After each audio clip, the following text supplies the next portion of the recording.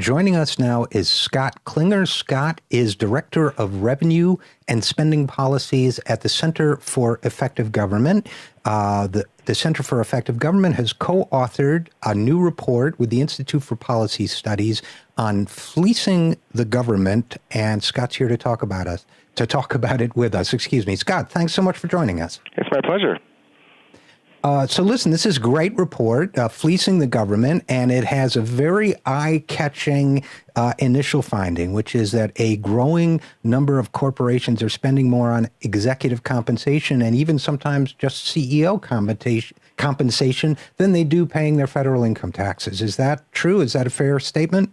That's absolutely true. So this is the third year that we've done this report. We've looked at the top 100 highest paid CEOs in America, and we've looked at whether their companies have paid the CEO more or they paid more in federal corporate income taxes. And this year we found that 29 out of those top 100 paid their CEOs more than they paid in taxes, which is up from 25 of the top 100 when we did the report in 2010 and 2011. You know, I've got to tell you, first of all, it's a great finding in the sense that it's important. It's also, look, I'm a cynical guy when it comes to business and government and the way corporations evade their taxes, the way they overpay their CEOs. Even I had my mind blown by that finding. So just out of curiosity, I want to walk back a pace and say, do you know who first had this brilliant idea to look at these two numbers together, CEO pay and the total tax bill, federal tax bill? My co-author, Sarah Anderson, and I had the idea back in 2010, so we wrote the first one, and it was quite eye-catching at that point, and one of our favorite stories is that it even ended up on the little elevator TV screens that are in corporate high-rises, so we knew we were onto something when a message could be distilled to fit in a 4-inch screen and get people's attention all across the country. That is impressive, and, because most people are only going 3 or 4 floors, so if they can absorb it then, you've gotten something viral. So fleecing Uncle Sam, growing number of corporations spend more. Were you shocked by the result? You had the great idea the two of you had the great idea to do it. Were you as blown away by the number as I was? 20. Now it's 29 out of 100. Initially, I guess in 20 or so. But did that shock you, surprise you? I think the size of it did. I mean, we obviously knew there probably was a story there. We wouldn't have gone down that path. But, I think the size of it and the fact that it's grown over the last couple of years has been quite disheartening to us and surprising. Well, and to me, we're talking with Scott Klinger about his report on federal tax rates for corporations and CEO pay. To me, I guess there are a couple things that strike me about the fact that it's growing. One is that even as this number is growing, which means that corporations are drastically underpaying their taxes and overpaying their CEOs, if you ask me. It's growing even as we hear an increasing chorus of complaints from corporations that American tax rates are too high. And it's very hard, you hear all this talk about, and we've talked about this on this show before, but you hear all this talk about how the American corporate tax rate is one of the highest in the world, and that's why corporations have to do these inversions and avoid their taxes by moving abroad. But actually, it sounds like the American tax rate can't be too high. Well, the official corporate tax rate is 35%, and it is one of the highest in the world, but very few companies pay anything close. The average large company pays less than 20%, and many companies, as we've demonstrated in our report, pay nothing at all. So the reason we released the report now is Congress is in their lame duck session, and they're only in Washington for a few weeks before they adjourn for the year and have to start all over again in January. And one of the pieces of unfinished business is this large package of corporate tax breaks called the tax extenders that they'll be considering. And, we think that corporations are having record profits. They're paying their CEOs exorbitant amounts of money, and it's not really the time to have a conversation about more corporate tax rates for corporations. More corporate tax cuts, I assume. Yep, sorry. Yeah.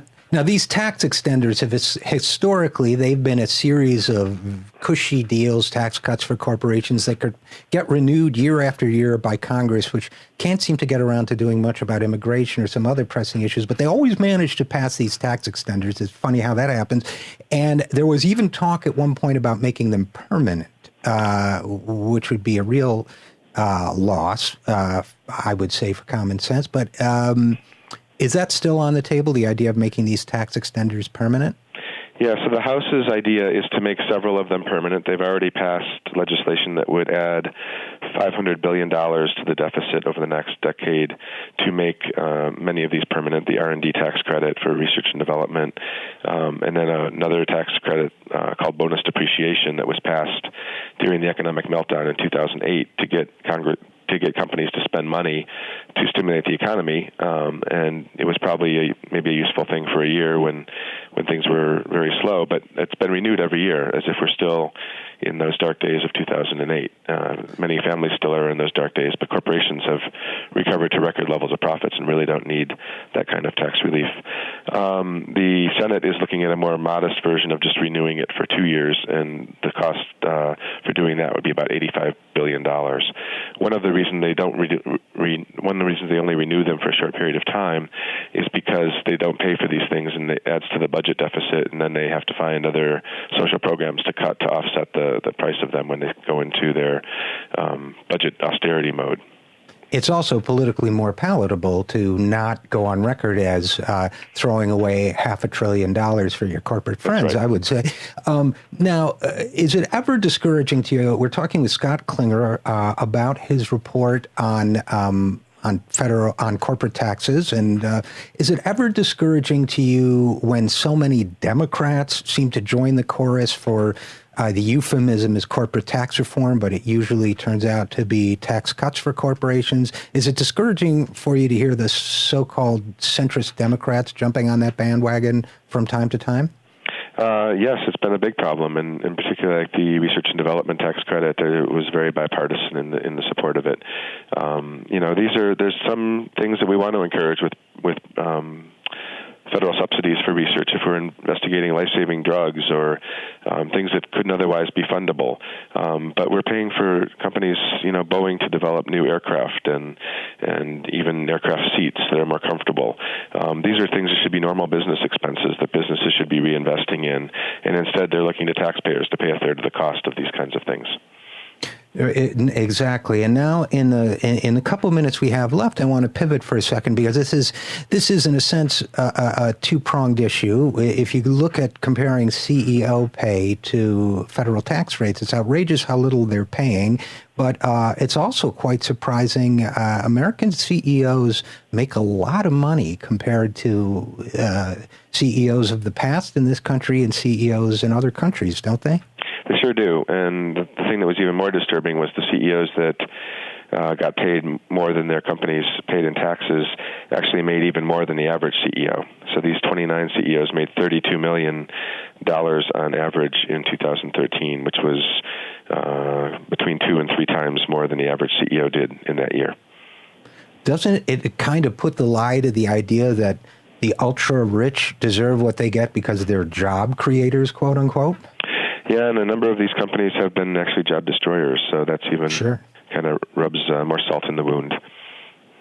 So I guess if I were to wrap up, but I'll give you the last word. I guess if I were to wrap up, we've got people using the idea of job creation as a justification to give these massive multi-billion-dollar tax giveaways to corporations, as opposed to having corporations pay their taxes and use the money to, create jobs. Well, we think that these are public companies, and not because they trade publicly, but because they depend on the public for their profits and their prosperity. And so we think that there's a certain responsibility to give back to the public, to invest in the common good, and the way that companies do that is through paying their taxes. And there was a time in this country when everybody, Republican or Democrat, young or old, executive or line employee, looked at the world that way, wasn't there? There sure was, and it wasn't that long ago. Yeah, well, let's hope we get back there. And great work. We've been talking to Scott Klinger, co-author of the report, Fleecing the Government. Scott Klinger is with the Center for Effective Government. Scott, thanks so much for joining us. Thanks so much for having me. You bet.